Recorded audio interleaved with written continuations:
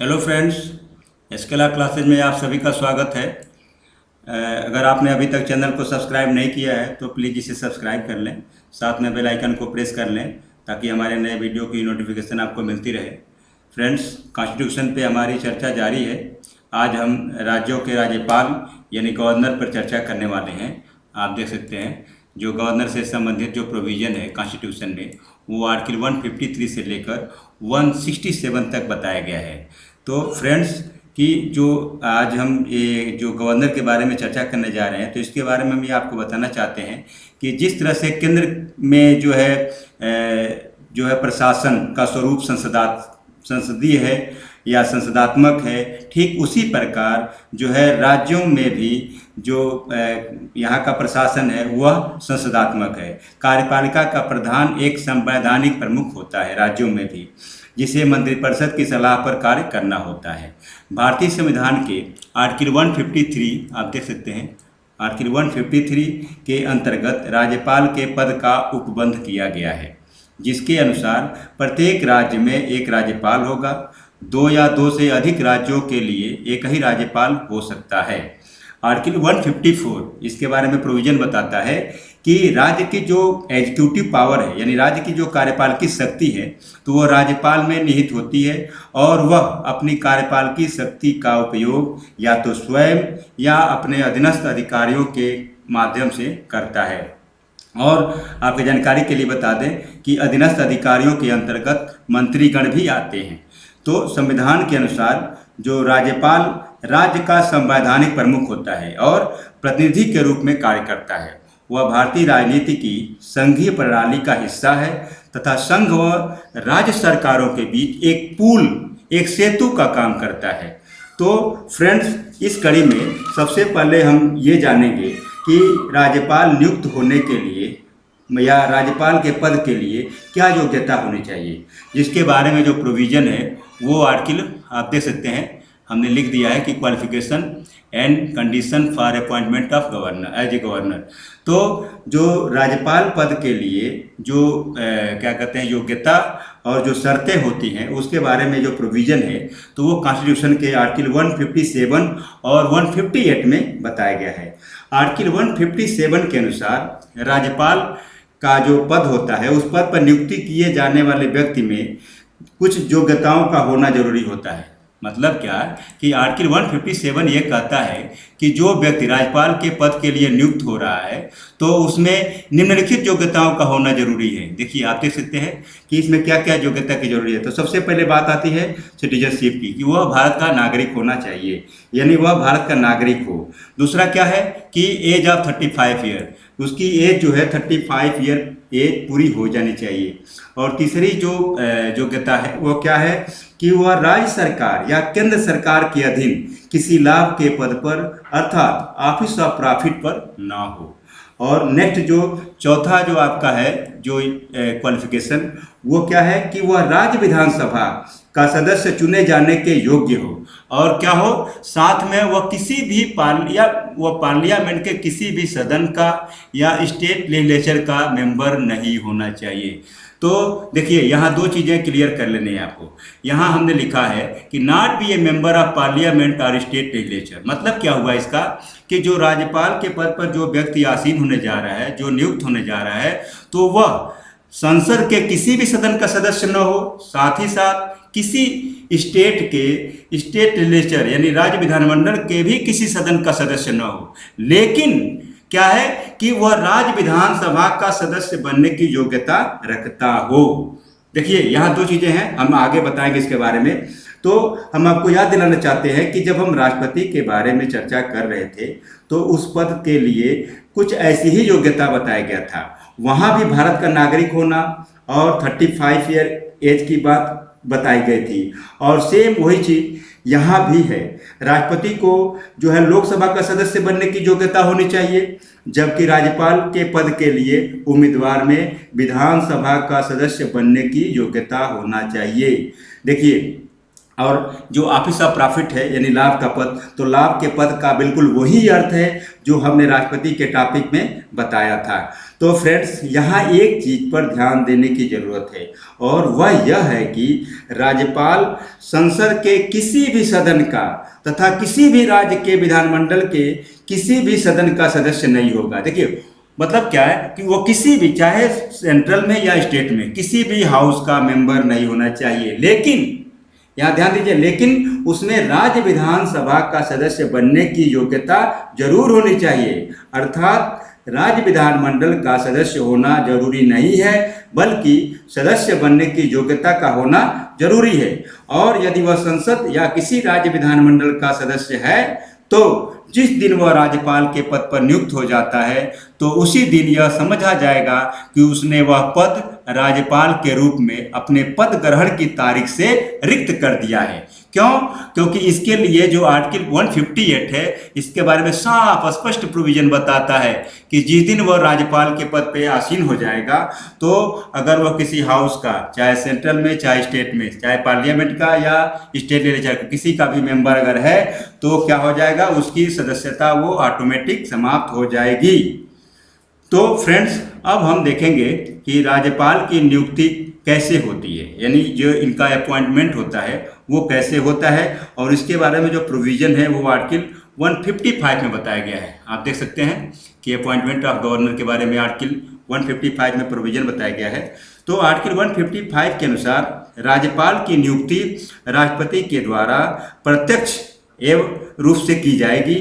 लेकिन इसके बारे में कुछ फैक्ट है, इसके बारे में कुछ फैक्ट्स है जिन्हें हम आपके साथ साझा करना चाहते हैं, शेयर करना चाहते हैं। फ्रेंड्स, गौरतलब है कि जो है राज्यपाल का चुनाव न तो सीधे आम लोगों द्वारा किया जाता है और न ही कोई विशेष रूप से गठित निर्वाचक मंडल यानी इलेक्टोरल जो है उसके द्वारा होता है, बल्कि राज्यपाल की नियुक्ति प्रत्यक्ष रूप से राष्ट्रपति के द्वारा की जाती है, जिसके कारण उसे केंद्र सरकार का एजेंट या प्रतिनिधि भी कहा जाता है। दोस्तों, जिस समय कॉन्स्टिट्यूशन बन रहा था तो कॉन्स्टिट्यूशनल असेंबली में जो ड्राफ्ट कमेटी थी यानी मसौदा समिति जो थी, उसने यह निर्णय संविधान सभा पर छोड़ दिया था कि देश में राज्यपाल के लिए चुनाव किए जाने चाहिए या फिर उनको मनोनीत किया जाना चाहिए। इस विषय पर संविधान सभा का मानना था कि राज्यपालों के चयन के लिए चुनाव किया जाना चाहिए, ठीक है।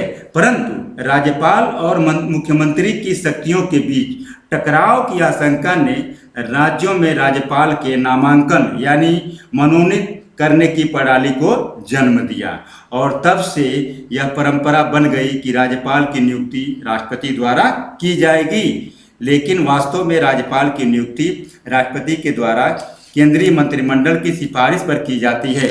राज्यपाल की नियुक्ति के संबंध में जो है दो प्रकार की प्रथाएं बन गई थी, दो प्रकार के कस्टम बन गए थे। कौन कौन?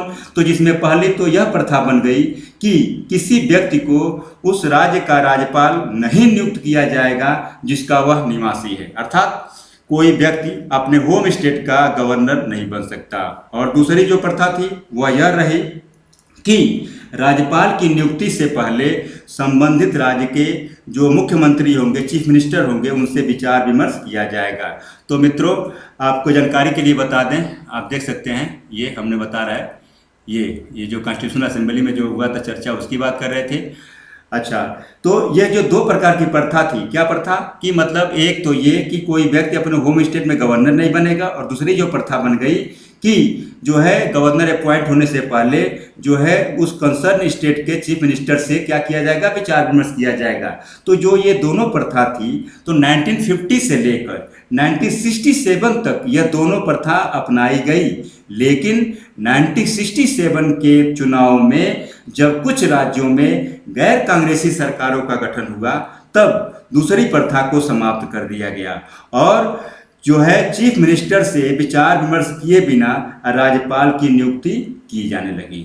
तो मित्रों, इसके बाद से हम ये बताना चाहते हैं कि इसके शपथ ग्रहण के बारे में, जो गवर्नर जो होते हैं वो शपथ या प्रतिज्ञा जो करते हैं तो उसके बारे में जो प्रोविजन है वो आर्टिकल 159 में बताया गया है।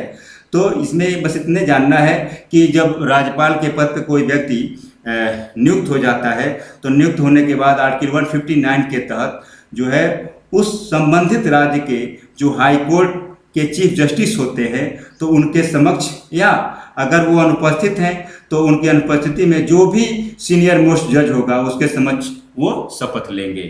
तो फ्रेंड्स, अब हम जो है राज्यपाल की कार्यावधि यानी term of office of governor के बारे में चर्चा करना चाहते हैं, जिसके बारे में जो प्रोविजन है वो आर्टिकल 156 में बताया गया है। मित्रों, आर्टिकल 156 के अनुसार राज्यपाल राज्य में केंद्र का प्रतिनिधि होता है तथा राष्ट्रपति के प्रसाद पर्यंत पद पर बना रहता है। यानी यहाँ पे क्या है कि वो डॉक्ट्रिन ऑफ प्लीजर लागू होता है। डॉक्ट्रिन ऑफ प्लीजर, अगर आपने हमारे पहले वीडियो को देखा होगा, शुरू के जो पहले वीडियो हमने डाले थे, तो उसमें हम डॉक्ट्रिन ऑफ प्लीजर पे चर्चा किए हैं। आप अगर इसको कायदे से ज़्यादा समझना हो तो आप उस वीडियो को देख सकते हैं, जिसमें हमने डॉक्ट्रिन ऑफ प्लीजर पर फुल लेक्चर दिया है। तो डॉक्ट्रिन ऑफ प्लीजर के अकॉर्डिंग जो है राष्ट्रपति के प्रसाद पर्यंत जो है राज्यपाल अपने पद पे रहता है। हाँ, इस बीच राज्यपाल जब चाहे तो राष्ट्रपति को संबोधित अपने हस्ताक्षर सहित लेख द्वारा अपना रिजाइन दे सकता है, अपना पद त्याग सकता है। यद्यपि जो है कॉन्स्टिट्यूशन में राज्यपाल की जो कार्यावधि है तो उसके पद ग्रहण की तिथि से 5 वर्ष तक होती है, लेकिन इस 5 वर्ष की अवधि के समापन के बाद वह तब तक अपने पद पर बना रह सकता है जब तक कि उसका उत्तराधिकारी पद ग्रहण नहीं कर लेता है। मतलब क्या कि 5 साल के पहले भी वो रिजाइन के द्वारा पद छोड़ सकता है, और या राष्ट्रपति के द्वारा हटाया जा सकता है, या जो और 5 साल के पूरा होने के बाद भी वो अपने पद पे तब तक रह सकता है जब तक उसका सक्सेसर आके उसके पोस्ट को संभाल नहीं लेता। तो जब राज्यपाल 5 वर्ष की अवधि के बाद पद पर रहता है तब वह प्रतिदिन के वेतन के आधार पर पद पे रहता है। और आपके जानकारी के लिए हम बता दें कि जो राज्यपाल होते हैं ये क्या होते हैं, विश्वविद्यालयों के जो कुलपति होते हैं वही, यानी चांसलर जो होते हैं, तो यही राज्यपाल ही होते हैं। तो मित्रों, अब हम कुछ आयोग यानी कमीशन और कमेटियों के बारे में हम थोड़ा चर्चा करना चाहते हैं जो राज्यपाल के पद से संबंधित हैं या उनसे संबंध रखती हैं। तो इस कड़ी में सबसे पहले आप देख सकते हैं कि recommendation of committee and commission, जो राज्यपाल के पद के संबंध में जो विभिन्न आयोग और समितियां गठित की गई थी, तो उन समितियों में और उन आयोगों में राज्यपाल के पद को लेके क्या क्या कहा गया, तो इस पर प्रकाश डालना जरूरी हो जाता है। तो इस कड़ी में सबसे पहले हम 1966 में जो ये मोरारजी देसाई की अध्यक्षता में जो कमीशन गठित किया गया था उस पर चर्चा करना चाहते हैं। तो 1996 में यानी 1966 में केंद्र सरकार द्वारा मोरारजी देसाई की अध्यक्षता में प्रथम प्रशासनिक सुधार आयोग, जिसको बोलते हैं फर्स्ट एडमिनिस्ट्रेटिव रिकमेंडेशन कमीशन, का गठन किया गया था। और आयोग ने अपनी रिपोर्ट में सिफारिश किया था कि राज्यपाल के पद पर किसी ऐसे व्यक्ति को नियुक्त किया जाना चाहिए जो किसी दल विशेष से न जुड़ा हो। तो मित्रों, इसलिए इस कड़ी में ये मोरारजी देसाई का जो ये सुझाव था ये बहुत इम्पॉर्टेंट है। सेकंड आते हम 1970 में जो राजमन्नार समिति का गठन हुआ था, यानी राजमन्नार कमेटी गठित की गई थी। तो इस कमेटी में क्या कहा गया, तो 1970 में तमिलनाडु सरकार द्वारा केंद्र व राज्य संबंधों पर विचार करने के लिए राजमन्नार समिति का गठन किया गया था। गौरतलब है कि इस समिति ने भारतीय संविधान से अनुच्छेद 356 और 357 के विलोपन की सिफारिश की थी, यानी डिलीशन की सिफारिश की थी। संविधान के आर्टिकल 356 के अनुसार यदि राज्य सरकार संवैधानिक प्रावधानों के तहत कार्य करने में असमर्थ है तो केंद्र राज्य पर प्रत्यक्ष रूप से नियंत्रण स्थापित कर सकता है। संविधान के अनुसार इसकी घोषणा राज्यपाल द्वारा राष्ट्रपति से सहमति प्राप्त करने के बाद की जाती है। साथ ही समिति ने यह भी सिफारिश की थी कि राज्यपाल की नियुक्ति प्रक्रिया में जो है राज्यों को भी शामिल किया जाना चाहिए। मित्रों, इस कड़ी में जो है सरकारिया कमीशन का जो रिपोर्ट आया वो 1980 का है। तो 1980 में जो गठित सरकारिया आयोग ने देखिए कमीशन गठित किया था 1980 में, इसने अपनी रिपोर्ट दिया 1988 में 1988 में, और इन्होंने 1600 पेज की अपनी रिपोर्ट पेश की, जिसमें केंद्र राज्य संबंधों को लेकर एक एक बिंदु पर चर्चा की गई थी। सरकारीय आयोग की केंद्र राज्य संबंधों के बारे में जो अनुशंसाएं हैं यानी जो रिकमेंडेशन है, तो वो क्या है कि जो क्या कहते हैं उसके भाग 1 और भाग 4 में यह स्पष्ट किया गया कि राज्यपाल का पद एक स्वतंत्र संवैधानिक पद है। राज्यपाल जो है न तो केंद्र सरकार के अधीनस्थ है और न ही जो है उसका कार्यकाल केंद्र सरकार का कार्यालय है। तो यहाँ ये जानना जरूरी है, क्योंकि जो है राज्यपाल का पद जो है हर राज्यों में सबसे बड़ा क्या कहते हैं ये विवाद का विषय रहा है। तो इस कड़ी में फ्रेंड्स अब हम राज्यपाल के पद के संबंध में कौन कौन से विवाद हैं इस पे थोड़ा सा हम चर्चा करना चाहेंगे। क्यों? क्योंकि वर्तमान में ऐसे कई उदाहरण देखने को मिले हैं। ठीक है, कई विषय जो क्या कहते हैं ये देश में जो राज्यपाल के पद के दुरुपयोग के हमें ढेरों उदाहरण देखने को मिले हैं। आमतौर पर यह माना जाता है कि राज्यपाल की नियुक्ति केंद्र सरकार द्वारा की जाती है, इसलिए वह राज्य में केंद्र के निर्देशों पर कार्य करता है। और यदि केंद्र व राज्य में एक ही दल की सरकार नहीं है तो राज्य की कार्यप्रणाली में काफ़ी समस्याएं उत्पन्न हो सकती है। ठीक है, दूसरी चीज़ ये कि कई मामलों में एक विशेष राजनीतिक विचारधारा के साथ साथ जाने माने राजनेताओं और पूर्व नौकरशाहों को ही सरकार द्वारा राज्यपाल के रूप में नियुक्त किया गया है। गौरतलब है कि इसके परिणाम स्वरूप कई बार राज्यपालों को पक्षपात करते हुए भी देखा गया है। तीसरी चीज कि राज्यों में चुनाव के बाद सरकार बनाने के लिए सबसे बड़ी पार्टी या गठबंधन को आमंत्रित करते हुए राज्यपाल की विवेकाधीन शक्तियों का अक्सर किसी विशेष राजनीतिक दल के पक्ष में दुरुपयोग किया गया है। और सबसे आखिरी चीज ये है कि कार्यकाल की समाप्ति से पहले ही राज्यपाल को पद से हटाना भी हाल के दिनों में एक महत्वपूर्ण मुद्दा रहा है। तो मित्रों, ये 3-4 चीज हमने बताया, ये जो क्या है आज के डेट में सबसे बड़े विवादित चीज हैं। अब हम इस बात पर चर्चा करना चाहेंगे कि आखिर इन विवादों का समाधान कैसे होगा, इनमें सुधार कैसे होगा। तो जैसा कि इसमें कोई संदेह नहीं है कि आप देख सकते हैं ये डिस्प्यूट तो हमने पढ़ लिया। नेक्स्ट है रिकमेंडेशन के बारे में हमको जानना है कि आखिर कौन से उपाय हैं, क्या सुधार की गुंजाइश है जिससे इस समस्या का समाधान हो। इसमें कोई संदेह नहीं कि राज्यपालों की नियुक्ति और उनके कार्यकाल से संबंधित प्रावधानों में बड़े सुधार की आवश्यकता है।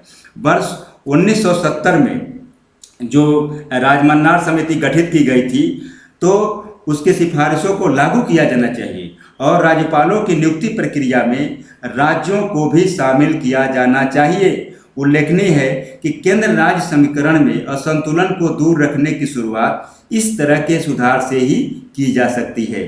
तीसरी चीज कि राज्यपालों द्वारा जो निर्णय लिए जाए, यानी जो राज्यपालों द्वारा लिए गए निर्णयों को न्यायिक जांच के अधीन लाया जाना चाहिए, यानी जुडिशियल रिव्यू के तहत लाया जाना चाहिए, जिसमें उस निर्णय तक पहुंचने के लिए जो है प्रयोग किए गए स्रोत भी शामिल हों। ठीक है मित्रों। अच्छा, नेक्स्ट चीज ये कि राज्यपाल के कार्यालय से जुड़ी शक्तियों और विशेषाधिकार तथा जवाबदेही तथा पारदर्शिता के साथ संलग्न होने चाहिए। ठीक है, तो मित्रों जो है आज के लिए बस इतना ही। अपने अगले वीडियो में हम राज्यपाल की शक्तियों पर चर्चा करेंगे। आपको ये वीडियो कैसा लगा कमेंट करके आप बताइएगा, और अगर पसंद आया हो तो लाइक व शेयर जरूर कीजिएगा। अगर आपने अभी तक चैनल को सब्सक्राइब नहीं किया है तो प्लीज़ इसे सब्सक्राइब करें। So thank you friends for watching my video. Thank you.